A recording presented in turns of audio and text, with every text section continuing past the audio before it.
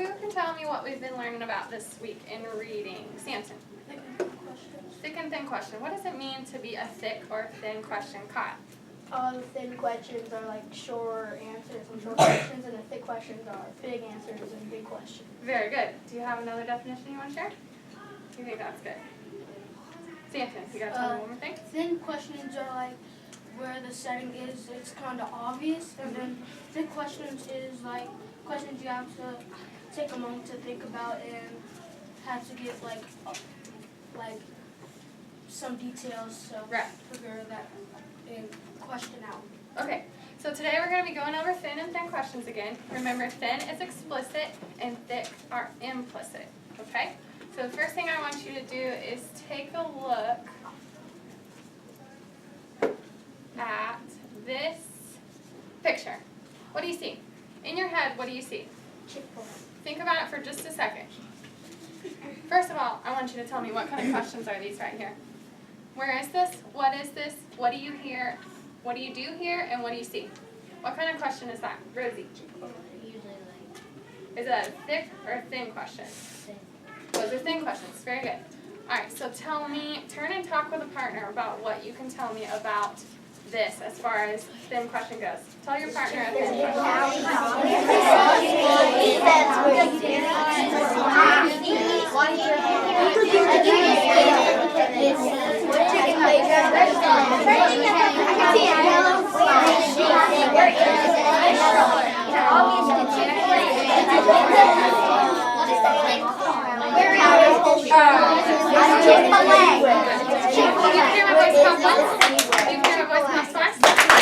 Good.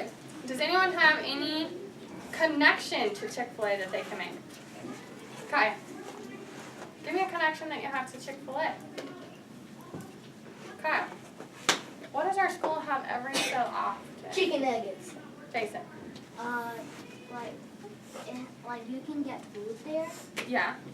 That would be. There's also they have a playground so you can play. Good, but I'm looking for a connection. So I want you to make a connection with Chick-fil-A, and then I want to hear your thin questions. What does our school normally do with Chick-fil-A? Every couple of weeks we have Spirit Night, guys. No, you got Spirit Night? Yeah, okay. All right. Two people, tell me a thin question that you have about Chick-fil-A. Samson. Would you eat there? Okay. And let's hear from Reagan. Where is it? Good. All right. Let's go to our next one. All right.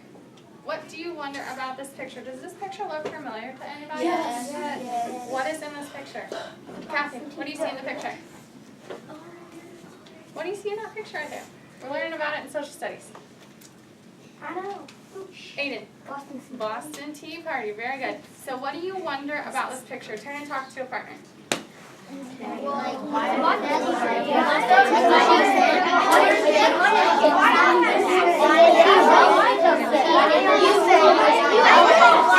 know you said that.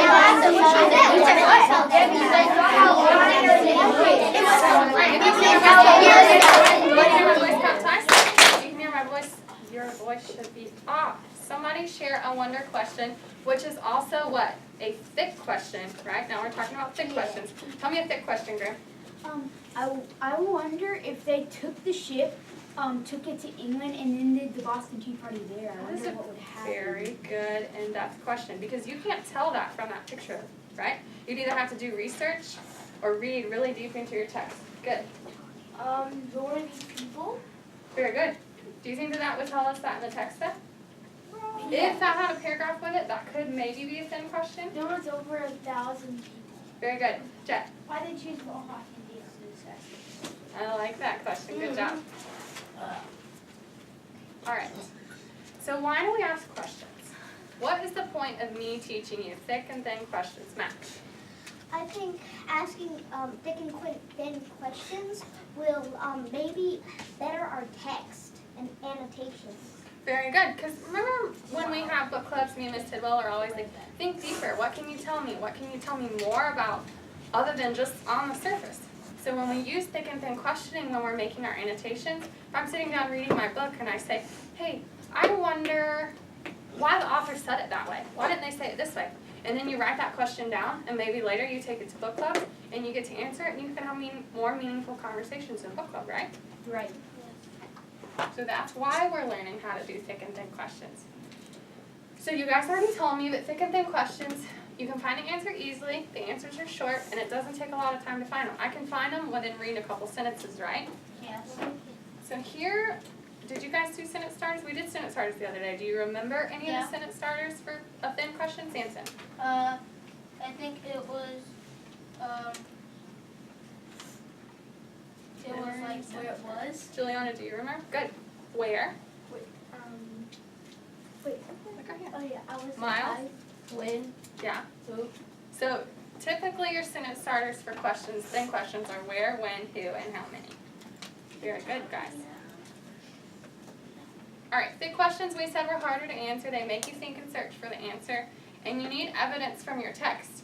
Because you can't just think up a question, right? You have to be reading your text and say, I wonder about something in the text, correct? Alright, sentence stems for thick question. Kyle. What, like, am I supposed to read? You can. Okay. What if? What if? Good. Kaya. What like? Mm-hmm. Good. And then, of course, I wonder, right? All right. So now we're going to practice. What's going to happen is I'm going to read this mentor text to you guys. While I'm reading the mentor text, I want you to write down 2 to 3 thick and thin questions. Your thin question goes on your yellow sticky note, which I've already given you, and your thick question goes on your orange sticky note. You need a sticky note. There. Okay. Are we ready? Do we have any questions? Kyle, what's your question? How did you make this slide? How did I make that? On Prezi. All right, we're going to read Judy Blume, The Pain and the Great One. We're only going to read the pain part of the pain and the great one. So remember, what are you supposed to be doing while I'm reading this book, Samson? Annotating. Annotating. Listen. How are you going to annotate? Listening and. Using your thick and thin questions, correct? Okay. My brother's a pain. He won't get out of the bed in the morning. Mom has to carry him into the kitchen. He opens his eyes when he smells his cornflakes. Can any of you relate to this? Got a brother or sister who mom babies a little bit? Right? He should get dressed himself. He's 6. He's in the 1st grade, but he's so pokey. Dad has to help him or he'd never be ready in time and always miss the bus. He cries if I leave without him. Then Mom gets mad and yells at me, which is another reason why my brother is a pain. Right here, I said that I was wondering, why does the sister care that the mom and the dad help the brother so much? Is that a thick or a thin question? Thick. Thick, right? Because I can't just read the text or look at the picture to find the answer. He's got to be the first to show Mom his schoolwork. She says ooh and ah over all his pictures, but aren't that great at all, but just ordinary 1st grade stuff. At dinner, he picks at his food. He's not supposed to get dessert if he doesn't eat his meat, but he always gets it anyway. Any connections? Mhm. Do you maybe get dessert first sometimes for dinner? No. No. Only once. When he takes a bath, my brother is a pain. Powders the whole bathroom and never gets his face clean. Daddy says he's learning to take care of himself.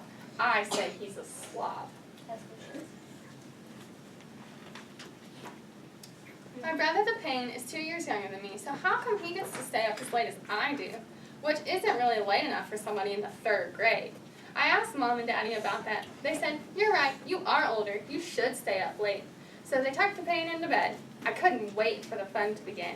I waited, and waited, and waited, but Daddy and Mom just sat there reading books. What can you infer from this page? She likes to have fun, She likes to have fun, but what? but she doesn't get it. But maybe Mom and Dad are boring at nighttime when she goes to sleep, right? Finally, I shouted, I'm going to bed. We thought you wanted to stay up later, they said. I did, but without the pain, there's nothing to do. Remember that tomorrow, Mom said, and smiled. And I had a question on this page. I said, why did the girl shout to her parents that she was going to bed early? What do you think? Is that a thick or a thin question? Then Why do you think that the girl was shouting she was going to bed? Because she was bored. No one cared that she was awake. Her brother wasn't there to play, right? But the next day, my brother was a pain again. When I got a phone call, he danced around me singing stupid songs at the top of his lungs. Why does he always have to act that way? And why does he always want to be a garbage man when I build city out of blocks? Who needs him knocking down buildings with his dumb dump truck? And I would really like to know why the cat sleeps on the Payne's bed instead of mine, especially since I'm the one who feeds her. That's the meanest thing of all. I don't understand how Mom and Dad can say that Payne is lovable.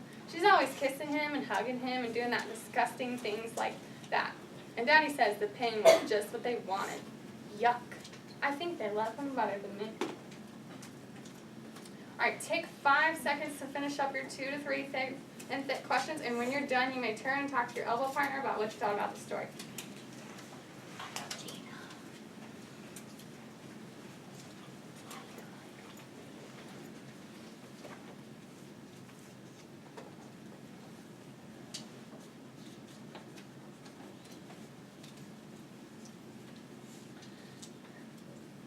Guys, if you haven't already turned and talked, you can go ahead and do that now. Okay. How annoyed is she? How question is why is she? Why does it annoyed?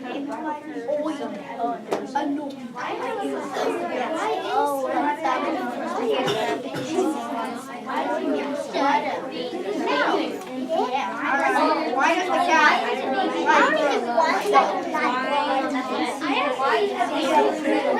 cat? Cat sleep with why does the cat sleep with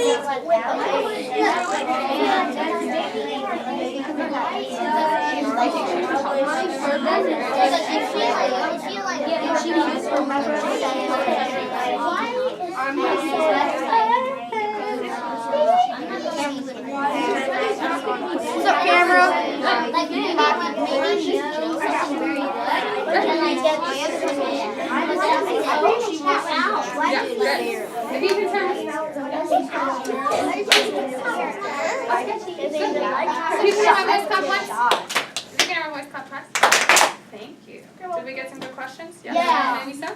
We didn't get it. Alright, before I hear your questions, I want to tell you what I was thinking about during the story. Does anyone want to volunteer to read 1 or 2 of my thick or thin questions? Scott. Yeah. What does the girl's brother eat for breakfast? And that is a thin question because the story told me he had cornflakes, right? Yes. Kaya. Who helps the boy get dressed? Also a thin question because the story told me and it showed me in the pictures that the dad helped him get dressed. Sophia. Does the girl get dessert before eating her meal? Which the story also told me, right? Do you see a pattern? Thin questions are always right there in the text. Alright, let's go over to thick questions, Samson. Why does the sister care that his mom and dad help her brother? Okay, why is that one a thick question, Ethan? Why do you think that question, that first question, why is that a thick question?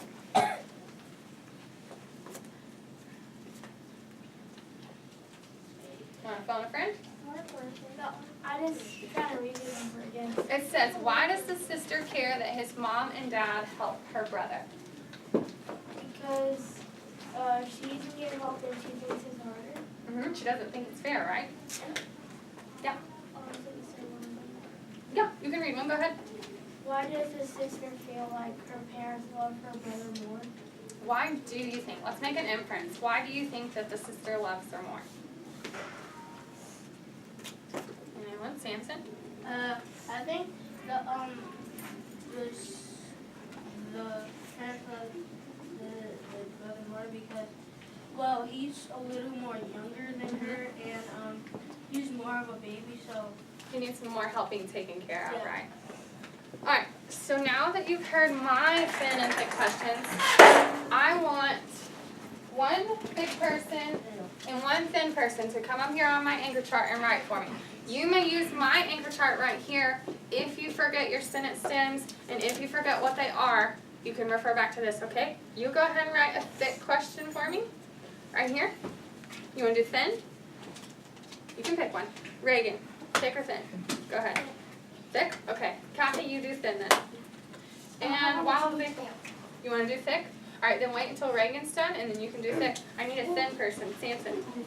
And while they're doing that, I want to talk about what you came up with. So Kylie, do you want to share a thin question with me?